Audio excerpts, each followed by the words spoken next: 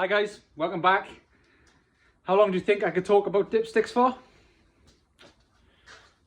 About 20 minutes by the looks of things.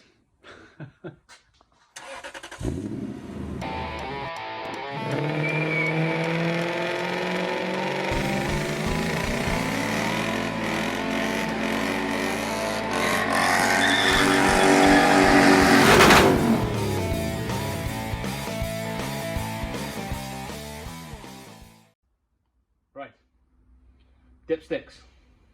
Apart from the big one right here, that made a mess of the original dipstick, I need to make a new one.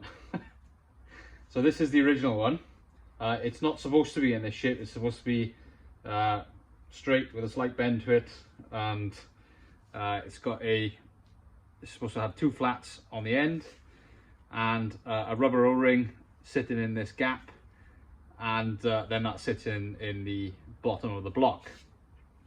So what I've done is I fed the actual dipstick itself through the original dipstick tube, and if I show you how much I've messed it up,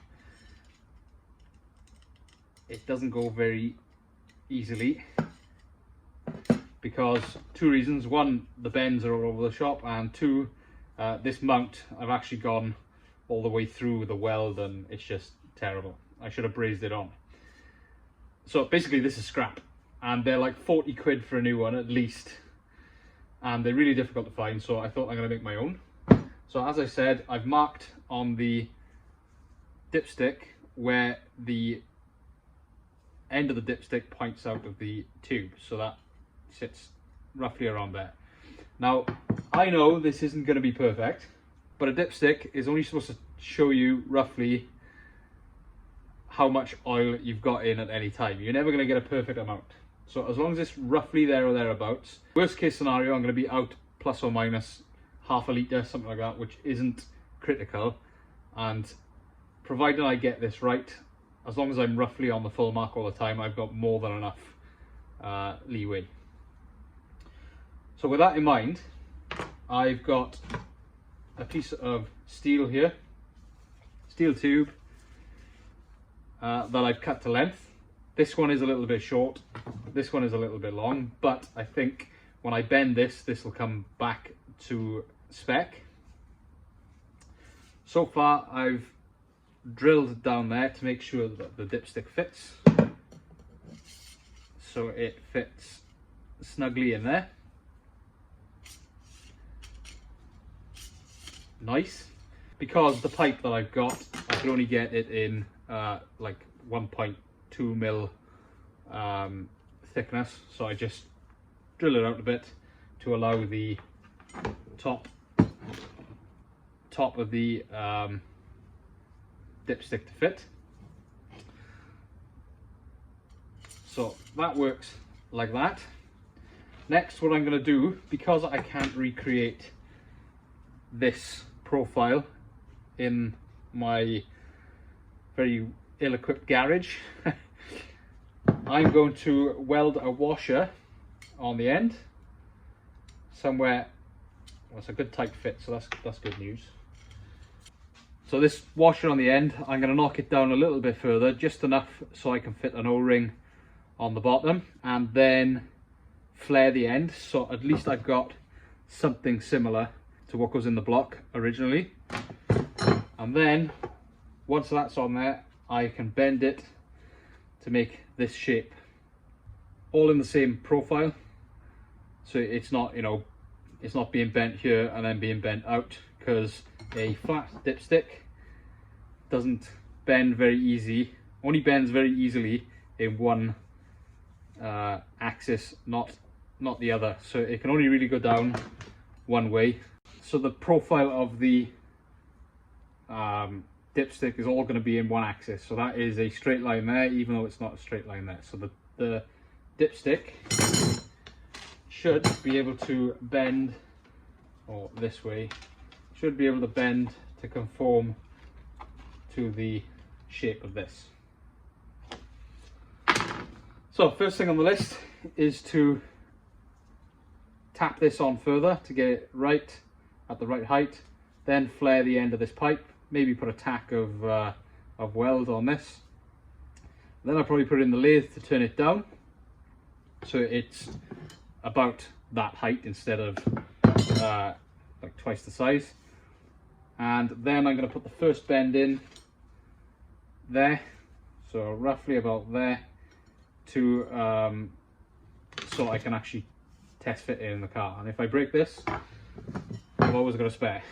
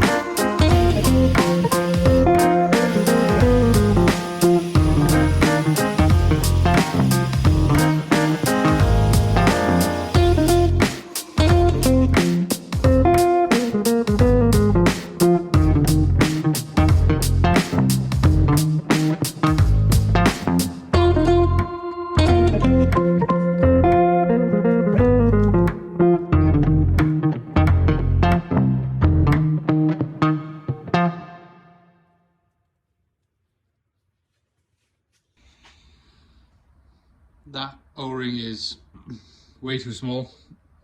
I need to get a bigger one, but it might do for now. We'll have to see.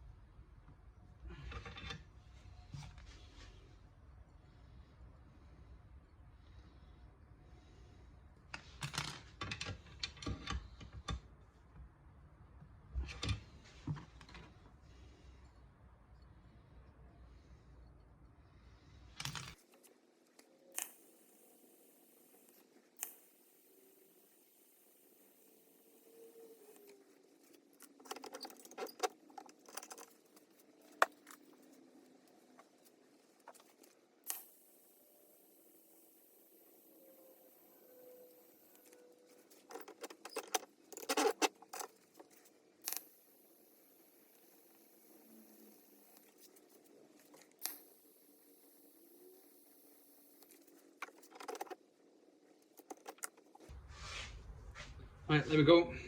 It's a hell of a shape. I put a oh, that's a lot. I put a bracket on it so it can get attached to the engine. The dipstick still fits through, and then I've got 2 O-rings at the bottom of it for now.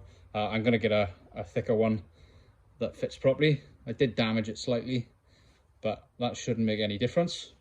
One other thing I need to do, and I'll show you in a second when this cools down, is actually add like something on top, because when the dipstick is through, it's like 2 millimeters too far through, so we need to extend this a little bit. It's no dramas, I'll just put a washer on top or something.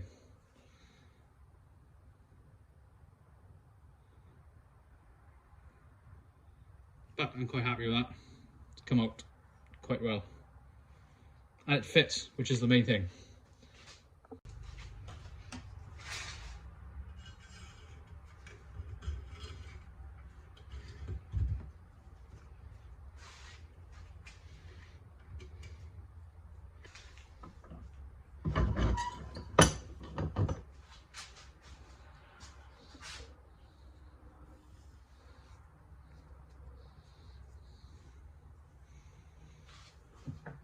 Done. Bit of paint on it, and then let's fit it in the car.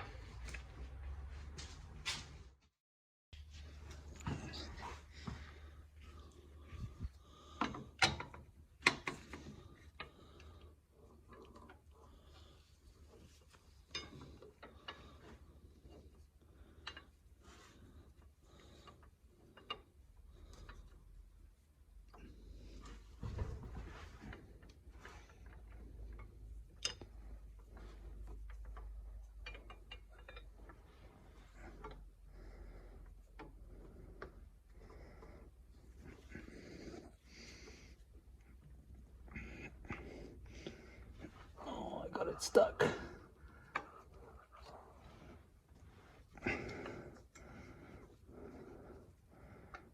There it goes. In the hole. Oh, light died.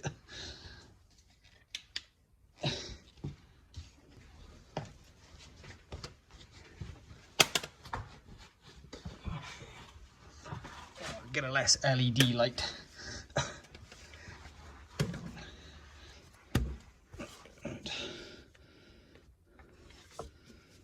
So, as you can see, I need a bigger O-ring. But when this is in place,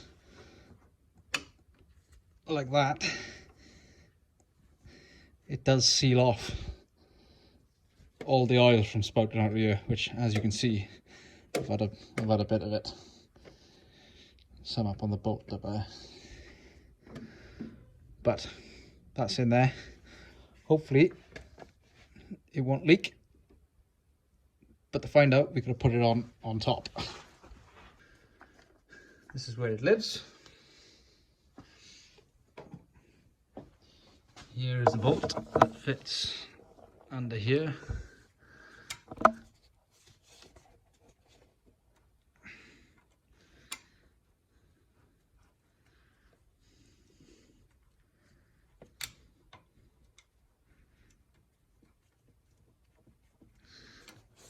Like that. And here is a spanner to fix it. There's a bolt under here somewhere. M12, oh, 12mm head because Japanese.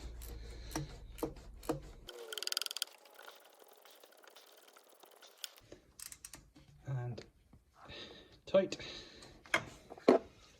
And then your dipstick goes in like that.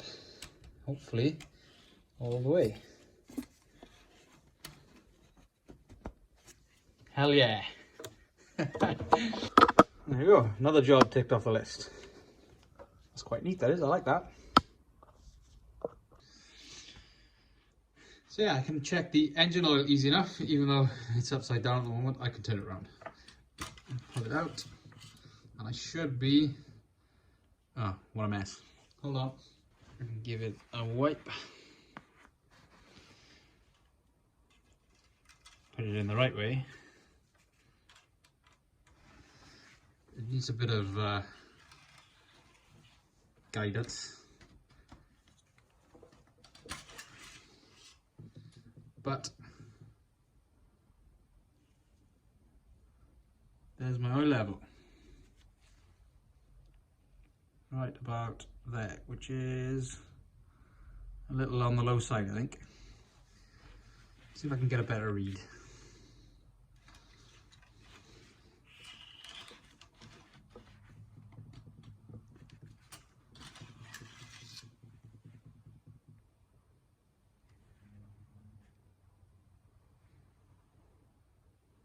No. Dipsticks are hard.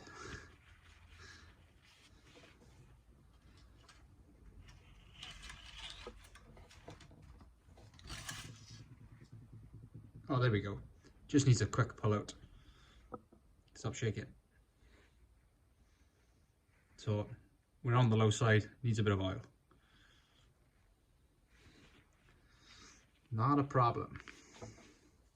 Although, because my mark is slightly, because the dipstick comes further out slightly, that means I'm actually more full than I think I am. So even though I'm about there on the gauge, I'm actually about there, which is probably the difference of about half a litre. Either way, I have a dipstick that hopefully stops the oil flowing everywhere, and something I can check the engine oil on. God damn it.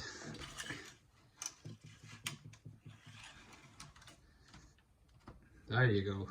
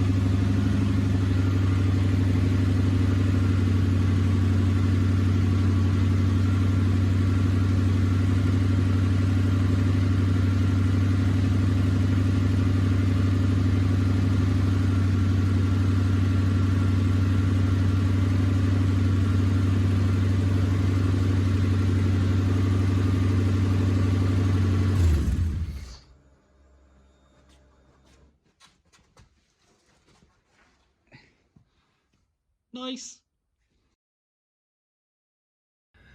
Well, it's not the most exciting video you'll ever watch, I'm sure. Any of you are still left watching, thanks for hanging on.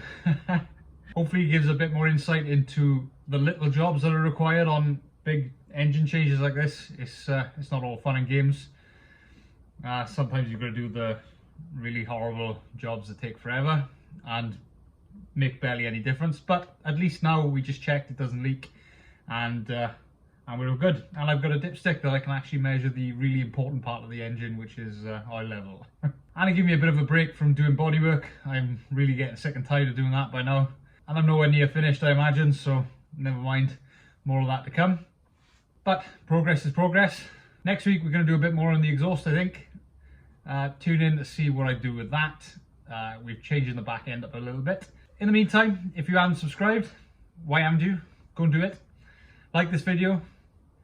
I'm supposed to sell myself here, but I'm not really good at selling myself, so just, you know, do whatever you want. Just come back and watch. This is the interesting thing. If you're interested in more content, there is a little bit more on the social media platforms. Go to Facebook and Instagram mainly. That's where I post a lot. Some pictures, some videos, stuff that isn't that doesn't make it into the long form content that I chuck up on YouTube. So yeah, go and like and subscribe to those pages, and come back next time and watch me play with the exhaust. Actually sounds pretty good. Hashtag spoilers. Anyway, that's me done. Ciao.